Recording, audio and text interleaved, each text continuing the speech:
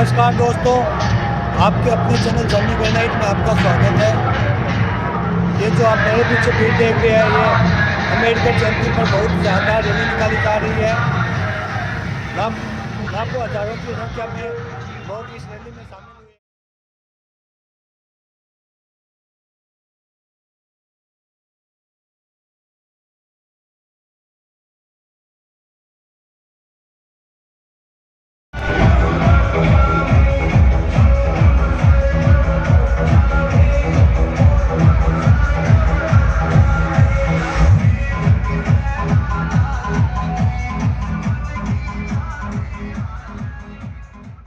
विश्व हिंदू परिषद बजरंग दल द्वारा पुष्प वर्षा करके अभिनंदन किया जा रहा है। महेंद्र सिंह भाटी जी के द्वारा पुष्प वर्षा करके अभिनंदन किया जा रहा है।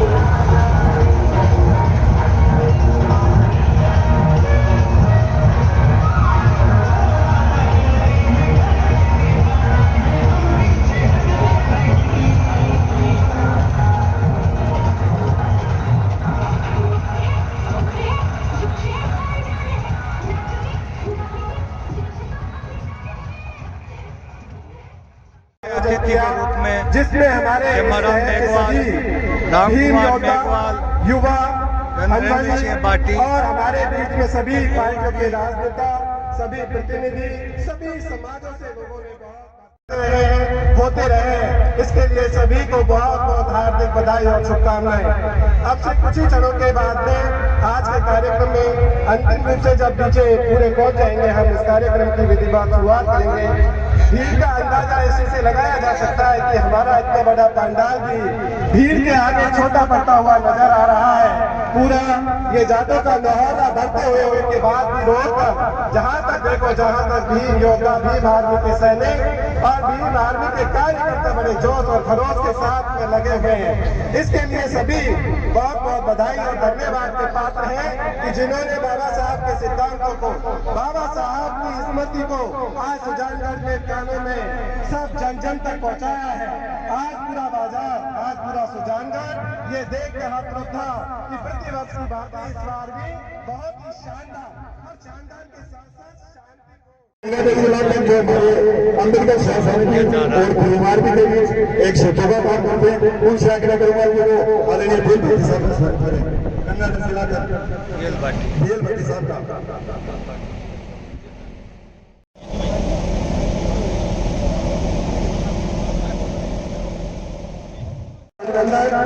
हमारे बीच सुजानगढ़ सभापति अध्यक्ष हमारे पहुंच चुके हैं। हमारे बीच सभापति ऐसा आइए कुर्सियां घोल अध्यक्ष जी।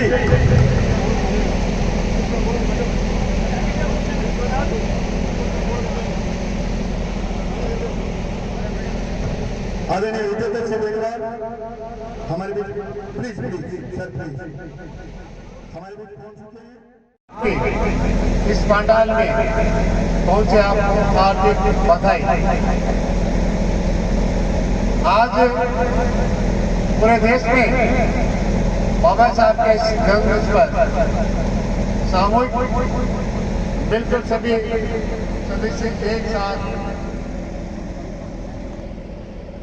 आपका सबका अभिवादन है। मन के अनुभवों से पायल की छम छम से गीतों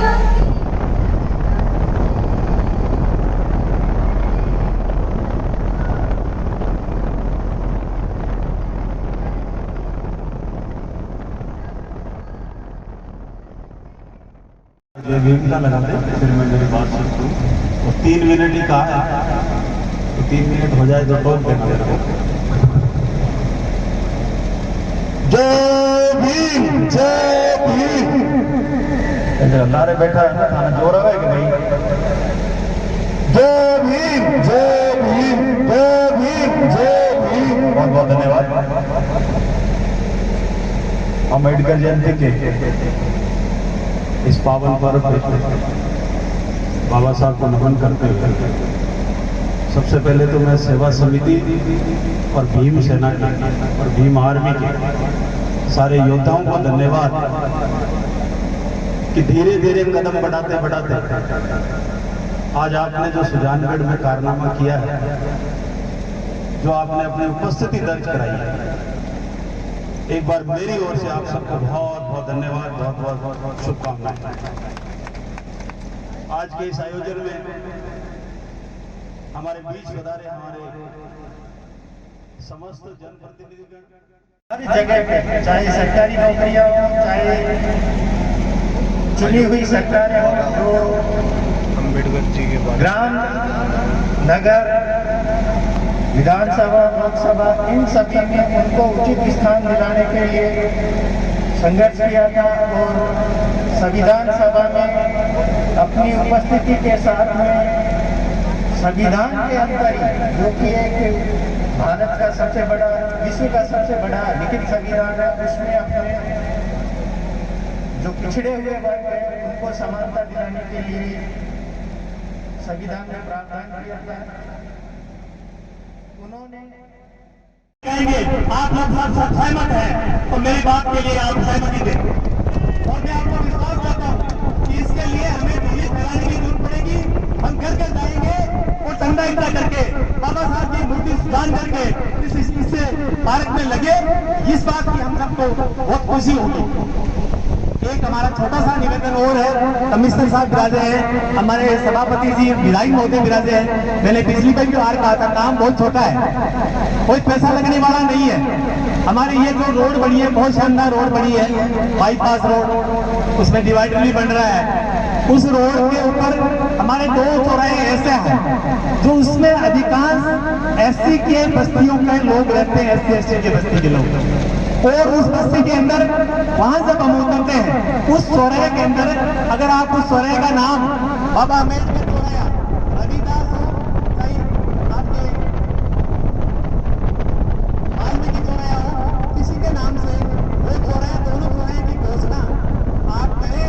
विधायक महोदय से मेरा विशेष निवेदन है कि ये इसमें कोई खर्चा लगने वाला नहीं है। एक नगर पालिका से प्रस्ताव पास करके और वहाँ आप बोर्ड लगा दीजिए, हम बस में बैठेंगे, हमारी महिलाएं जानते नहीं, वो कहते कि बाबा अम्बेडकर साहब, अम्बेडकर चौराहे वो करना है, तो उसमें अपने आप में गर्व महसूस होगा। रविदास चौराहे वो करना है, वाल्मीकि चौराहे वो करना है, तो उसमें दिक्कत कहाँ आ रही है? उसमें तो पैसा लगना ही नहीं है।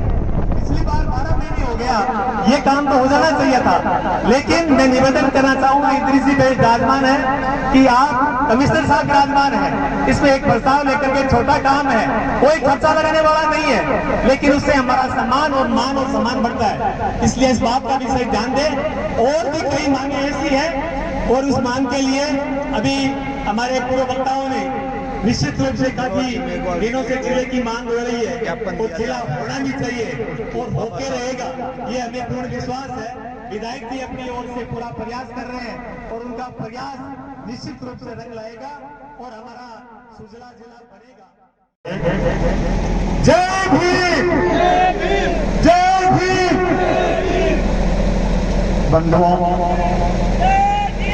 132वीं डॉक्टर भीमराव अम्बेडकर जन्म जयंती पर सबसे पहले मैं डॉक्टर साहब के श्री चरणों में नमन करता हूं। बहुत अच्छा उद्बोधन दिया जा रहा है। हमारे बीच हमारे लोक लाडले विधायक मनोज जी मेघवाल बैठे हैं। आपका मैं इस मंच से हार्दिक अभिनंदन एवं स्वागत करता हूं। मैं स्वागत करता हूं उन सभी जनप्रतिनिधियों का जिन्होंने इस कार्यक्रम में इस सिलसिला की धूप में आकर शिरकत की है। बंधुओं, जब आज भीम आर्मी और अम्बेडकर सेवा समिति के तत्वावधान में सुजानगढ़ के मुख्य मार्गों पर जब एक जोरदार और शानदार नजारा देखने को प्राप्त हो रहा था, उस समय मैं मन ही मन सोच रहा था कि बाबा साहब अम्बेडकर ने जो आज से लगभग 100 वर्ष पहले जो सपना संजोया था, वो सुजानगढ़ की सड़कों पर साकार होता नजर आ रहा। आप सभी को ढेर सारी शुभकामनाएं और बधाई देना चाहती हूँ। और मैं याद करना चाहती हूँ 2 अप्रैल 2018 को जो शहीद हुए थे उन भीम सैनिकों को, जिन्होंने अपने अधिकारों के लिए अपने जान की बाजी लगा दी थी। ऐसे भीम सैनिकों को मैं कोटि कोटि प्रणाम करती हूँ। अपने अधिकारों के लिए उन्होंने जो जीवन का बलिदान किया, उस बलिदान को हम कैसे भूल सकते हैं? क्योंकि बलिदान वही देता है जिसके सीने में आग होती है, जिसके दिल में अपने देश के लिए प्रेम होता है, अपने समाज के लिए कुछ कर गुजरने की कुछ इच्छा होती है। मैं उनको पुनः नमन करती हूँ।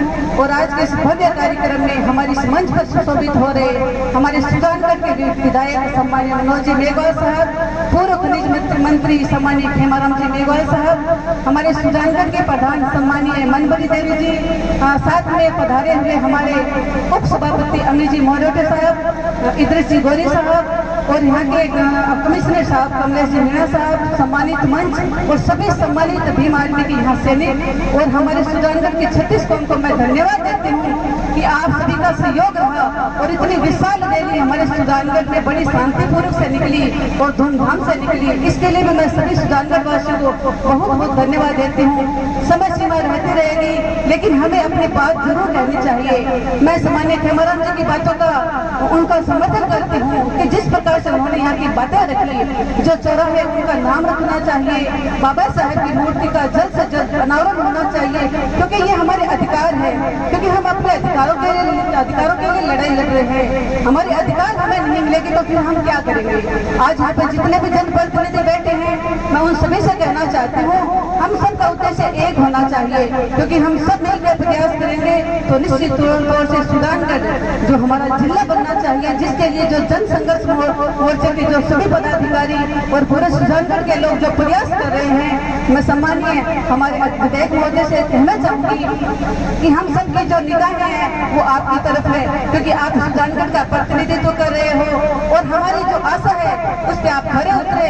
अगर आज ये सुजानगढ़ जिला नहीं बना तो ये जनता का भ्रम टूट जाएगा और जनता का विश्वास टूट जाएगा।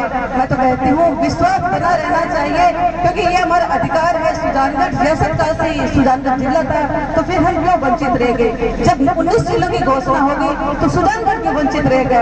मैं आपसे पुनः ये सवाल करना चाहती हूँ, आप अपना नेतृत्व मजबूत करें और अपनी बात को मजबूती से हमारे जो मुख्यमंत्री होते हैं वहाँ तक अपनी बात पहुँचाए और हमें उम्मीद है सुजानगढ़ जिला बनेगा।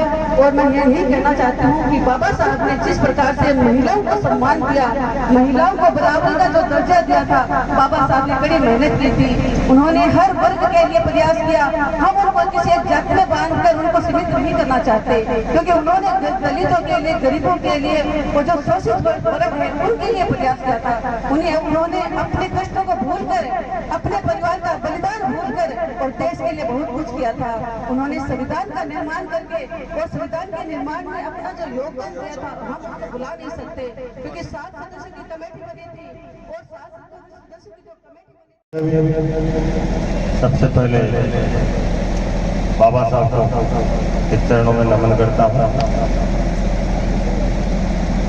आज का दिन हम सब के लिए ऐतिहासिक दिन है, ऐतिहासिक लम्हे हैं।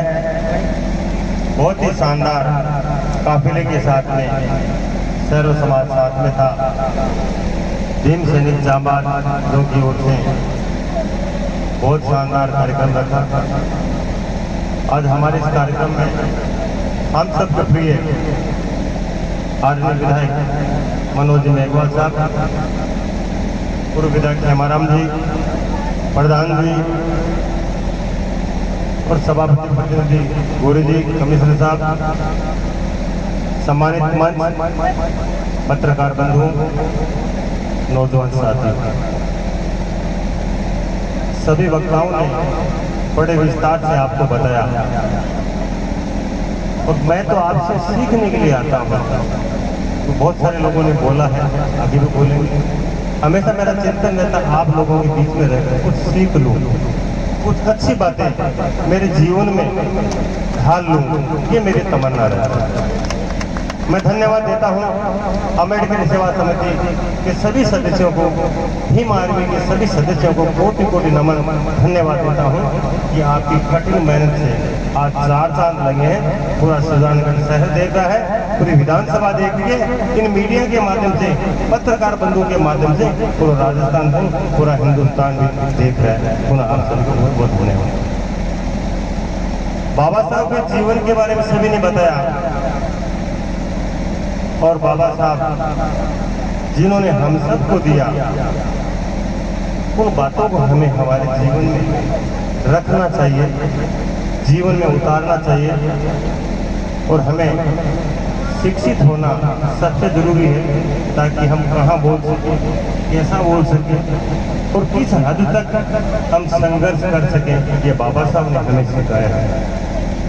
पूर्व वक्ताओं ने बात बताया, उन बातों को नहीं रखते हुए मात्र 2 या 3 मिनट में आपके चरणों में निवेदन करूंगा, क्योंकि मैं इस गरीब परिवार से, अनुसूचित जाति परिवार से, दलित समुदाय का एक साधारण व्यक्ति, आपका छोटा भाई लड़का हूँ।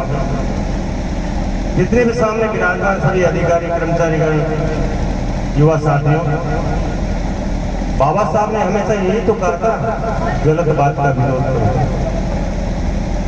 गलत बात सहन मत करो, अत्याचार सहन मत करो, सवच्छ रहो, सच्चाई पे रहो।